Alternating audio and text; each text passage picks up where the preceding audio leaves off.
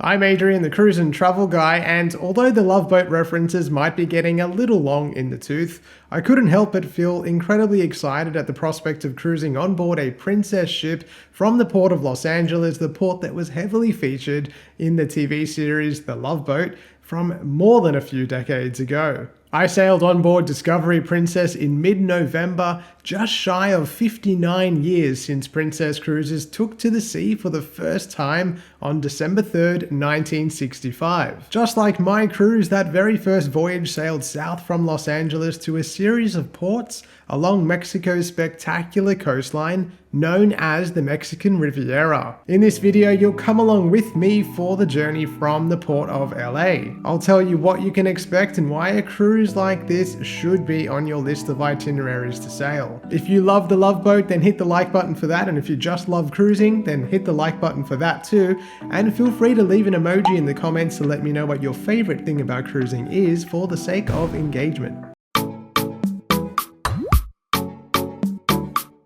Remember to head to my website before booking your next trip, where you can search, compare, and book your next holiday. By today's standards, the TV series The Love Boat hasn't exactly aged well, but one thing that has remained is that sense of nostalgia and romance of cruise that was so perfectly captured by the show's sometimes overbaked plot lines. Nevertheless, when the opportunity arose for me to join a press trip on board Discovery Princess sailing from Los Angeles to the Mexican Riviera, I jumped at the chance to sail, more or less, the original Love Boat cruise itinerary. Our 7-night cruise would stop in Cabo San Lucas, Mazatlan, and Puerto Vallarta. Like the original, our cruise set sail from the port of Los Angeles. The night before departure, our group stayed at the Crown Plaza Hotel in San Pedro, and after a long day of activity and doing my best to battle jet lag, I enjoyed a solo evening walk along the local waterfront, finding what was one of the most delicious fish and chip dinners I've ever had from the San Pedro fish market. It was unnervingly quiet there, I assume on account of the near freezing temperatures, but that didn't stop me from enjoying a 16-ounce Corona in a plastic cup and realizing I'd been identified as Adrian Beard on my order receipt. That must have been to make sure they could pick me out of the crowd. I wouldn't exactly call the area sketchy, but I will admit that my senses were definitely heightened, probably the jet lag, but also the fact that there was really no one else around. I admired the waterfront for a few moments before retiring to my room. Like an excited kid on Christmas morning, the next day I was up extra early and peered outside of my hotel room window to see Discovery Princess sailing into the harbor. I threw on my shoes and ran my way down to the waterfront to watch as she sailed over towards Piers 91 and 92. There was something so LA about the visuals, the beauty of sunrise with the classic palm tree in the foreground, offset with that symbolic brutality of the giant working port of Los Angeles. I could have stayed here for hours, but it was time to get ready. Once at the cruise terminal, I was struck by the efficiency of it all. Unlike Australian ports, there were porters there ready to help and assist with luggage and suitcases. They even had luggage tags on hand for those that weren't prepared with them. Having some cash handy for tipping is appropriate. After a quick reminder that I wasn't in Australia anymore, it was time to walk on board one of the most modern renditions of the Love Boat sailing today. You can watch my full Discovery Princess ship tour and cruise review on my channel. I've linked to them in the description below. Our cruise started off with a sea day, which was perfect for getting acquainted with Discovery Princess. Before long though, we were sailing into the spectacular Cabo Bay. The scenery highlights kicked off in the late morning, a few hours before our early afternoon scheduled arrival time. The view from the port side was incredible, with the somewhat arid, desert-like landscape standing in stark contrast to the deep blue of the North Pacific Ocean. Cabo San Lucas is a resort town located on the southern tip of Mexico's Baja California peninsula. It's known for its nightlife, water sports, and of course various resorts, both high-end and more affordable. With the help of some camera zoom, I even got to see one of Cabo's most famous natural attractions from the ship, El Arco, or the Arch. Ships are unable to dock in Cabo, so tender or water shuttle is the only way to reach terra firma. With limited time in Cabo, most of our group elected to do a Princess Shore excursion. This tour was a locally operated scenic cruise that highlighted the coastline.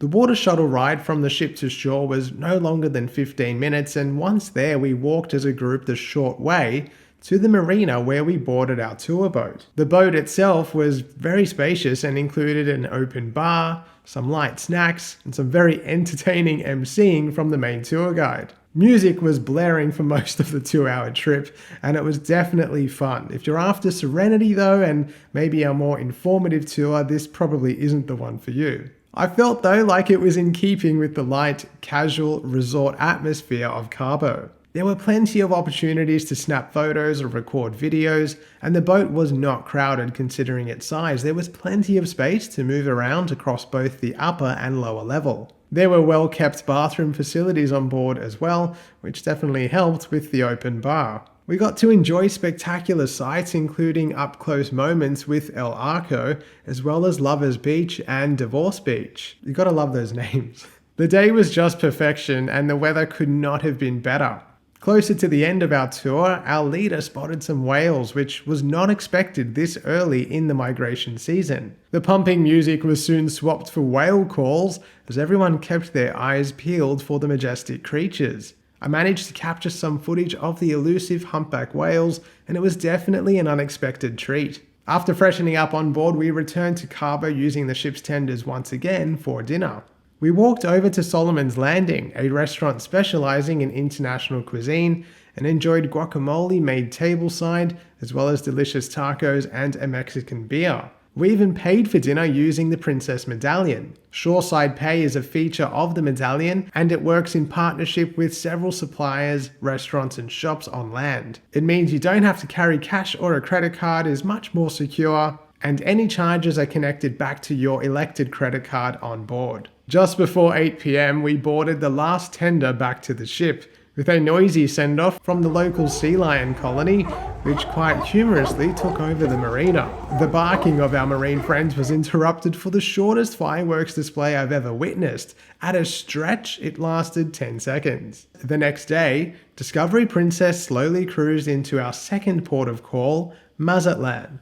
Located across from Cabo San Lucas along Mexico's Pacific coast, Mazatlan is known for its good value resorts, sandy beaches, and 21-kilometer-long oceanside boardwalk. While there were ships tours available for all of our ports of call during this cruise, there are just some places that lend themselves better to walking and exploring on foot. Mazatlan is one of them. The ship docks near the city's mainly industrial port, and once disembarked, colourful trolleys carry passengers towards the passenger terminal. There were shops, bars and restaurants located right at the terminal, which was perfect for those passengers that didn't wish to explore further afield. There were also local volunteers with city maps and great advice on how to find some of the most famous attractions. In fact, there's a blue line which is painted on the ground, and it guides travelers directly into the center of the historic central district of Old Mazatlan. This was one of those days that I'll just always remember. It was pretty much perfect. I absolutely love exploring a city on foot, taking a turn here or there and discovering new places, sites, and attractions.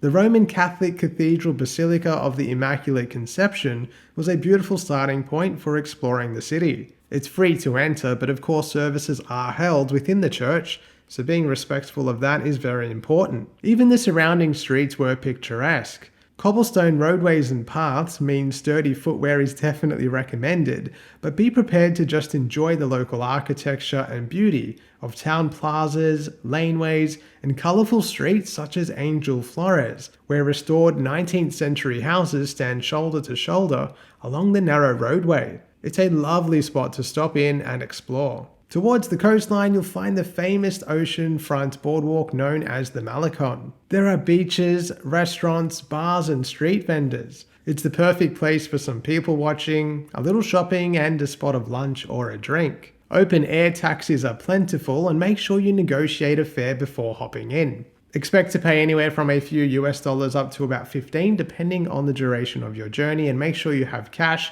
and make sure you ask if US dollars are accepted before you begin your journey, as most taxi operators do prefer the local peso. Mazatlan is a terrific city. I'd even recommend spending more time here if possible. I clocked up a good 15 kilometers of walking time across the day and eventually made my way back to the ship in the late afternoon. Our final port of call was Puerto Vallarta. Like the others, the sail-in was pretty special, made even better for me as I got to watch as fleetmate Coral Princess sailed into port behind us. I cruised on board Coral Princess in 2022 and captured that cruise in a couple of videos, which I've also linked to in the description below. Puerto Vallarta is another Mexican resort town known for its beaches, food, nightlife, and water sports. Its coastline is surrounded by mountainous terrain, making for another striking landscape. In Puerto Vallarta, we elected to do another cruise line shore excursion, this time a tequila tasting that included a lunch and a short guided city tour. Our visit happened to coincide with November 20th, the national holiday celebrating the Mexican Revolution. With excess traffic in the city, our tour changed a little and lunch became the first stop at Mango's Beach Club along the waterfront. A buffet luncheon of freshly made tacos was available with drinks also available to purchase. Sometimes shore excursions just aren't the right fit, and our little group decided that we would continue to explore on foot ourselves. I first checked that I could easily order an Uber so that we could make our way back to the ship safely and on time, and after speaking with the tour guide and letting them know we'd be continuing on our own, we set off along the ocean front, once again enjoying the local sights. Walking along the Malecon, we eventually made our way to the famous church Our Lady of Guadalupe. With the surrounding plazas and cobblestone streets, it was another special place to absorb, and the freedom of doing that without the constraints of an organized group tour was perfect. With the public holiday in full swing, we played it safe and made our way back to the ship with plenty of buffer time before sail away. With the help of the Uber app, the 6-kilometer drive back to the ship cost about $11 Australian. Travelling in mid-November, we experienced mostly mild to warm weather, even hot weather in some of the ports. Top temperatures hovered around the high 20s Celsius or low 80s Fahrenheit. Nighttime temperatures were likewise quite mild, with the weather eventually cooling down as we made our way back towards Los Angeles. We didn't experience any rain, with clear, sunny days gracing us during the entire cruise. Local taxis are usually pretty plentiful, but most are not metered, so you'll need to negotiate a fare before you get in, and it's worth knowing that most will not accept US dollars, or you should at least ask before you begin the journey if that's all you have at hand. Uber is a great alternative because it takes away the pain of having to carry local currency or making sure that you have the right change, or even negotiating a fare in the first place. I never felt unsafe, but like any tourist destination, you must have your wits about you. Keep your belongings in front or in your front pockets, and try and stay out of large crowds. Likewise, avoid secluded neighborhoods, particularly at night. Always have access to the internet on your phone. In this day and age, there's just no reason not to. It is so easy and affordable to arrange phone internet access when you travel using an eSIM. That's exactly what I purchased before my trip to the US and Mexico, and I used one for the entire time without issue. I've linked to my preferred eSIM provider in the description below. Street vendors can be pushy, but will stay out of your way if you don't engage. If you're definitely not interested in buying something, just fight the urge to make eye contact and walk straight ahead. It feels rude, but it's what works. Pack sunscreen, swimwear, and a towel. There are plenty of swimming spots, so if you think you'll be interested in taking a dip in the ocean, it's best to be prepared. And make sure you amp up your sun safety, as the Mexican sunshine is no joke. Ignoring the nostalgia of the Love Boat, the Mexican Riviera is a beautiful place to cruise. Its ports offer the elegance of cobblestone streets and beautiful architecture, waterfront districts with marinas, art galleries and churches, and vibrant cuisine, all set against the backdrop of that rugged and dramatic natural landscape. Its old world charm meets natural beauty. I can easily see why it was the first destination that Princess Cruises sailed to almost 60 years ago, and why it continues to play an important role for Princess and many other cruise lines. Over the coming years, you can sail to the Mexican Riviera on board 6 Princess ships: Ruby Princess, Emerald Princess, Grand Princess, Royal Princess, Discovery Princess, and the brand new, yet to launch, Star Princess. If you're ready to book your own Mexican Riviera cruise or a cruise to any part of the world, you can head to my website, cruiseandtravelguide.com.au. You can use my incredibly powerful search tool to search, compare, and book cruises yourself, or reach out to Cynthia, my travel agent business partner, who is excellent, and she'll be able to assist you one-on-one. Let me know in the comments, what do you think of the Mexican Riviera? Would you go? If you've been there before, what's your favorite part, or do you have any advice to share with others? As always, you can give me a follow on Facebook and Instagram at the Cruise and Travel Guide to stay up to date with my trips as they happen. Thanks as always for watching, and I will see you soon. Sailing from the port of Los Angeles to the Mexican Riviera. Nevertheless, when the opportunity arose for me to join in Puerto Vallarta, we also elected to do another shore cruise. Having traveled in mid-November, we experienced local taxis are available, but